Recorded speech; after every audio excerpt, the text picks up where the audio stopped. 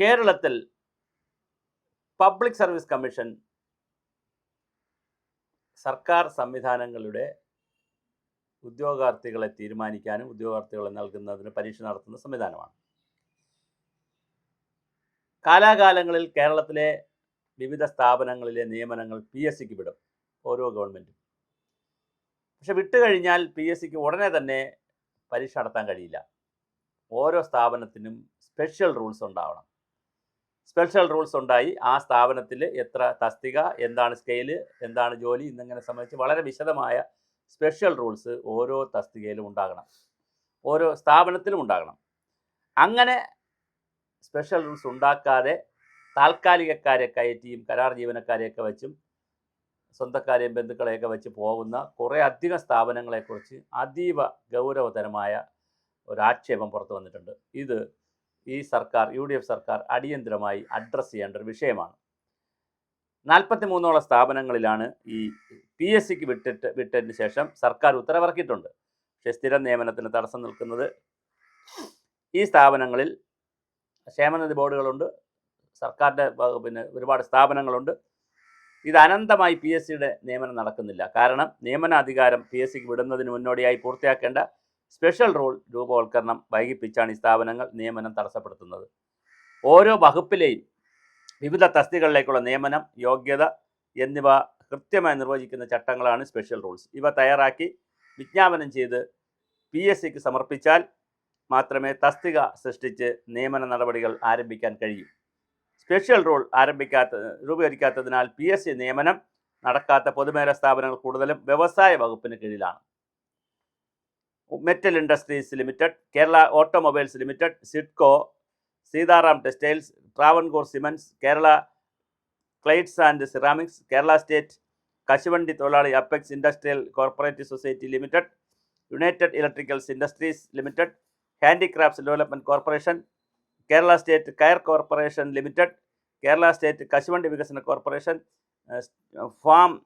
Form mattings India limited, Travancore titanium products, Kerala ceramic limited, പ്രോക്കോ cable company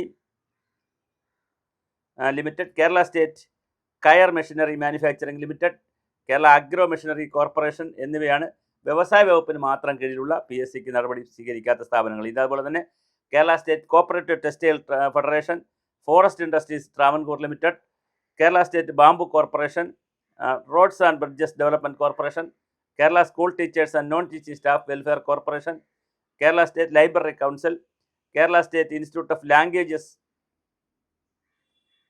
Kerala state institute of encyclopedia publications, state institute of children's literature തുടങ്ങിയ സ്ഥാപനങ്ങളിൽ ഇക്കാരണങ്ങളാൽ PSC നിയമനം നടക്കുന്നില്ല. അപ്പോൾ അതുകൊണ്ട് തന്നെ അവിടെ കരാറടിസ്ഥാനത്തിലാണ് ആളെ വെക്കുന്നത്. അവർക്ക് തന്നെ 1 വർഷം 2 വർഷമൊക്കെ കഴിയുമ്പോൾ ഒരു അസ്ഥിരത വരുന്നു, വലിയ പ്രശ്നമാണ്. അപ്പോൾ ഇവിടെ എല്ലാം സ്പെഷ്യൽ റൂൾസ് ഉണ്ടായാൽ കൃത്യമായി ആളുകളെ പോസ്റ്റ് ചെയ്യുവാനും കാര്യങ്ങൾ നടക്കും. സ്പെഷ്യൽ രൂപവൽക്കരണം പൂർത്തിയാക്കുന്ന ഏതാനും ക്ഷേമനിധി ബോർഡുകളിലും PSC നിയമനം തടസ്സപ്പെട്ട് കിടക്കുകയാണ്. ഇവയിൽ മിക്കതിലും താൽക്കാലിക നിയമനങ്ങളാണ് നടക്കുന്നത്. 2016-17 ശേഷം 18 സ്ഥാപനങ്ങൾ മാത്രമാണ് PSC നിയമനത്തിന് നടപടി സ്വീകരിച്ചിട്ടുള്ളതെന്ന് സർക്കാർ പറയുന്നു. മാത്രമല്ല അവിടെ താൽക്കാലികമായി ജോലി ചെയ്യുന്നവർക്കും ഈ PSC വരുന്നത് നല്ലതാണ്. കാരണം അവരെ സംബന്ധിച്ചും ടെസ്റ്റ് എഴുതി അവർക്ക് ജോലി കയറാൻ പറ്റും. ഇതിപ്പോൾ സംഭവിക്കുന്നത് കാലാകാലങ്ങളിൽ വരുന്ന സർക്കാരുകൾ അവരുടെ ഒരു കാരുണ്യത്തിൽ നിൽക്കുന്ന താൽക്കാലികമായി നിൽക്കുന്ന ജീവനക്കാരുടെ ഒരു സ്ഥിതിയായിട്ടാണ് വന്നിരിക്കുന്നത്. കൃത്യമായി കേരളത്തിലെ 48ഓളം സ്ഥാപനങ്ങളിൽ വളരെ കൃത്യമായി ഇനിയും PSCക്ക് 43ഓളം സ്ഥാപനങ്ങളിൽ PSCക്ക് വിട്ടു എന്ന് തത്വത്തിൽ വിട്ടിട്ടുണ്ട്. പക്ഷേ അവിടെ സ്പെഷ്യൽ റൂൾസ് ഉണ്ടാകാത്തതുകൊണ്ട് PSC നിയമനം നടക്കുന്നില്ല. അതുകൊണ്ട് തന്നെ അത് നിരവധി ആളുകൾക്ക് ജോലി കിട്ടാനുള്ള സാഹചര്യമില്ലാതാകുന്നു. എന്നാൽ PSCക്ക് വിട്ടത് കൊണ്ട് അവിടെ ജോലി ചെയ്യുന്നവരെ സ്ഥിരപ്പെടുത്താനും കഴിയുന്നില്ല. അല്ലെങ്കിൽ അവിടെ ജോലി ചെയ്യുന്നവരെ സ്ഥിരപ്പെടുത്തുന്നതും ആലോചിക്കേണ്ടതാണ്. കരാറടിസ്ഥാനത്തിലൊക്കെ നിരവധി വർഷങ്ങളായി ജോലി ചെയ്യുന്ന ഒരുപാട് ആളുകളുടെ, അപ്പോൾ 10-15 വർഷമായിട്ടൊക്കെ ജോലി ചെയ്യുന്നവരുണ്ട്. അവരെ സ്ഥിരപ്പെടുത്താനും പറ്റുന്നില്ല, അതിനെക്കുറിച്ചും ഗവൺമെൻറ് ചിന്തിക്കാൻ പറ്റുന്നില്ല, പുതിയ നിയമനം നടത്താനും പറ്റുന്നില്ല. അപ്പോൾ ഇതൊരു വളരെ ഗൗരവതരമായ ഒരു സാമൂഹ്യ വിഷയമാണ്. അതുകൊണ്ട് തന്നെ PSCക്ക് വിട്ടു, പക്ഷേ നിയമനം നടക്കുന്നില്ല എന്നുള്ള വളരെ കൃത്യമായൊരു പ്രതിസന്ധി ഉണ്ട്. ഈ പ്രതിസന്ധി പരിഹരിക്കുന്നതിന് വേണ്ടിയിട്ടുള്ള ശ്രമങ്ങൾ പുതിയ ഗവൺമെൻറ് ആലോചിക്കണം. കാരണം നിരവധി സ്ഥാപനങ്ങളിൽ ഇത്തരത്തിലുള്ള പ്രതിസന്ധി വളരെ വലുതാണ്.